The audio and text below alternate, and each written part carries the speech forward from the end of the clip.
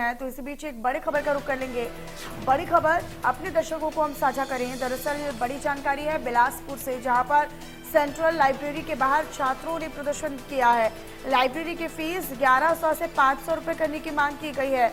ये बड़ी जानकारी है। छात्र लगातार अपनी पीड़ाएं बता रहे हैं, अपनी परेशानियों से अवगत करवा रहे हैं। सड़क पर आकर अब विरोध करने को मजबूर है छात्र।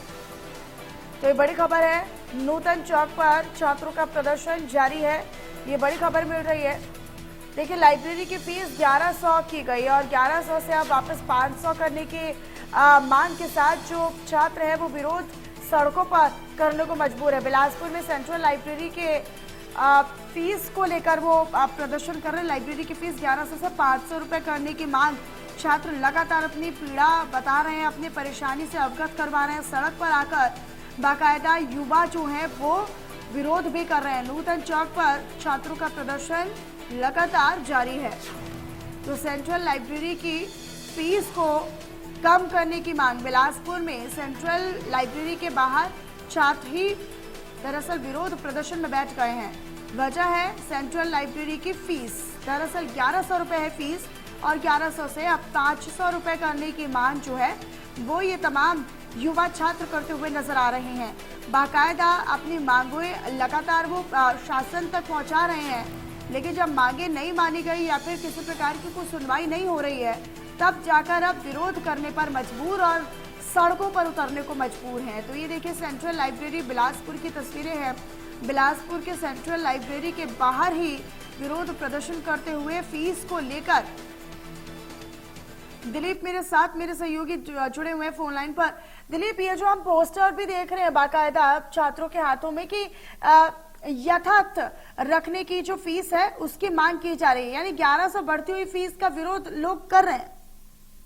बिल्कुल, देखिए, प्रतियोगी परीक्षाओं की तैयारी के लिए छात्रों को नगर निगम ने सेंट्रल लाइब्रेरी का सौगात दी थी, जो बिलासपुर के मध्य स्थित नूतन चौक में स्थित है।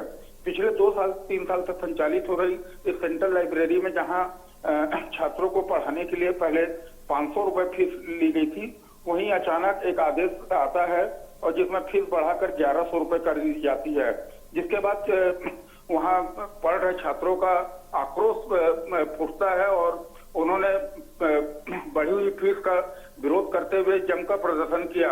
उन्होंने कलेक्टर से भी मांग की, विधायक से भी मांग की कि इस फीस बढ़ोतरी को वापस लिया जाए, ताकि 500 रुपए महीने में वे आराम से प्रतियोगी परीक्षाओं की तैयारी में लाइब्रेरी जा सके। लेकिन उनकी मांगों को अनसुना कर दिया गया, जिसके बाद छात्रों ने प्रदर्शन करते हुए लाइब्रेरी के सामने ही धरना दे दिया और जमकर नारेबाजी करते हुए फीस कमी की मांग की। अभी कोई जनप्रतिनिधि या कोई आधिकारिक तौर पर पहुंचा है क्या कि लोगों की सुनवाई कर सके, इन युवा छात्रों की समस्याओं से अवगत करवाया जा सके? कोई ऐसा जनप्रतिनिधि पहुंचा है?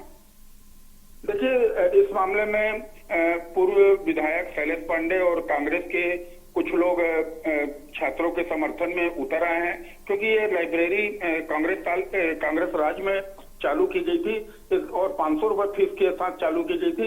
इसलिए बीजेपी सरकार आते ही जब ये फीस बढ़ी है तो कहीं न कहीं इसमें राजनीति भी शुरू हो गई है। कांग्रेस का भी कहना है कि छात्रों के भविष्य के लिए भूपेश सरकार ने बहुत कोशिश की थी, लाइब्रेरी खुलवाई थी, लेकिन बीजेपी सरकार आते ही जिस प्रकार छात्रों के ऊपर आर्थिक दबाव बनाया जा रहा है, उससे कहीं न कहीं छात्र प्रभावित हो रहे हैं।